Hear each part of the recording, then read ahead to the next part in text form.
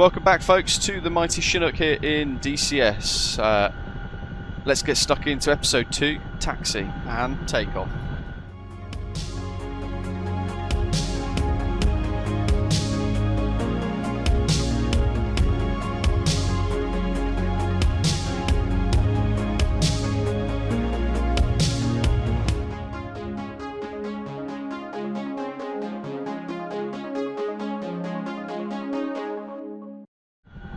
So these videos are supposed to be somewhat simple to try and give you a little bit of confidence getting started in this helicopter. We're going to make sure AFCS is on both, and then we're also going to ensure that we've got the swivel lock. This is where your keybinds here go to the steer position, and that will give us then control of the steering wheel here. You want a keybind to recenter, one for clockwise, and you want one for counterclockwise as well to allow you to steer. You do not use yaw in this. So what we're going to do is we're going to release the brakes, and then we are going to taxi. So with this, what you want to do is you want to use the thrust control lever, and as you start to move forwards, just ever so slightly, just dab the brakes. Again, it's really hard, certainly for me, because I fly aeroplanes most of the time, not to use the yaw, the rudder, but you do not want to. So instead what we're doing is we're using that steering wheel. You can see there the rear wheels deflect, and recenter them. We can steer it again going left, back to centre, and it does manoeuvre pretty well without you having to touch rudders to get that yaw. Here it is again in the helicopter, so I'm just going to increase the thrust control lever a little bit more just to keep us rolling forwards. You don't need to touch this either. This has to be in the neutral position during taxi, like that. You don't want to be anywhere other than neutral, folks. We'll go all the way right so you can see how sharp this can turn. There it is with a full deflection right, and it almost becomes too tight for it without having a decent bit of speed, so then just ease off that steering control.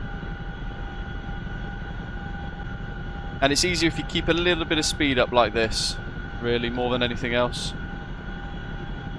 And again, having that little keybind that helps you recenter that knob is really helpful with this helicopter.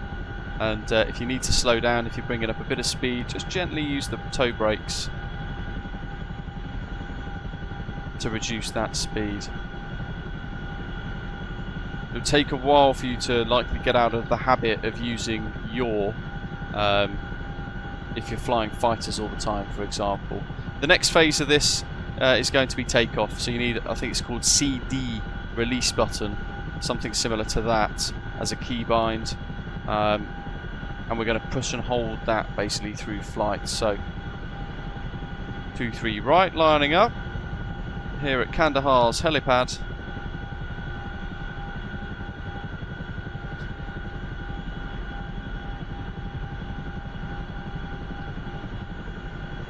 We're going to make sure we've straightened that wheel, the steering wheel, rolled forwards a bit, and then we gently hold her on the brakes now. So the steering lock needs to go on. There goes that keybind. We can also bring that thrust control lever back a little bit as well if we want to. So there's nothing really up here in the overhead panel that we need to worry about. That there is the keybind you need. Cyclic grip CD release button. Naturally, depending on where you're operating this, you might want to turn on windshield heats, pitot heat for example. So that's something to consider. To take off in this then, it's actually really quite simple and feels great. You've effectively, just to keep it simple, got two options. You can either apply the thrust control lever, begin to roll forwards before gently pulling back on the stick ever so slightly as you kind of simultaneously increase thrust, or you can enter initially a hover. So we're going to press and hold the CD release button, and we're now going to just add a little bit of power pull back on the stick slightly, hold her on the brakes. You get a feel for what the weather's doing as well. You might get a bit of yaw and things as well. It's all on us to balance, and we're just going to gradually increase that power, like so. So now we're going to increase the power even more, go to 5 degrees nose down, and then as we get over 250 AGL, we can release that CD release button, set power, a takeoff, and then head on away.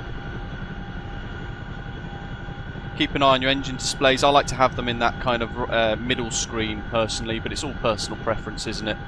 And away we go. Nice gentle controls. Try and keep your turn and slip indicator in the middle, which is just there below that standby instrument. And that is it. I hope you've enjoyed the video. Keep things nice and simple. Take your time learning it in bite-sized chunks. Hit like, hit subscribe, and I'll see you next time for some more Chinook videos. Take care. Thanks for watching.